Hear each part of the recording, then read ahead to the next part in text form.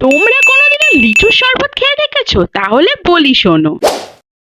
লিচুগুলোকে ভালো করে ধুয়ে নিয়ে খোসাগুলোকে পরপর করে ছাড়িয়ে নিলাম। এই সিজনে আমের থেকেও বেশি ফেভারিট হচ্ছে আমার লিচু। তারপরে লিচির সিডস গুলোকেও ফেলে দিলাম। লিচু খেলে কিন্তু শরীর আমাদের ভালো হাইড্রেট থাকে, তার সাথে কিন্তু হার্টও ভালো থাকে। মিক্সির জারে প্রথমে লিচু দিয়ে হাফ কাপ মতো দুধ, তার সাথে দিলাম হাফ কাপ মতো টক দই, তারপর দিলাম 3 থেকে 4 চামচি মতো চিনি, ওর সাথে কিছুটা আইসও অ্যাড করে ভালোভাবে সমস্তটাকে মিক্স করে নিলাম। যদিও কিন্তু খালি পেটে লিচু খাবার ভুলটা কেউ করো না।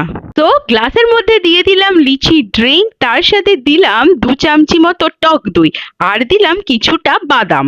এই সামারে কুল থাকা লিচি ড্রিঙ্ক ইজ রেডি। একদম সত্যি কথা বলছি, এই গরমে যা যা ড্রিঙ্ক বানিয়েছি তার মধ্যে থেকে এটা ছিল আমার কাছে বানানো নিজের বেস্ট ড্রিঙ্ক। হ্যাঁ জানি ভিডিওটা ভালো লাগেনি।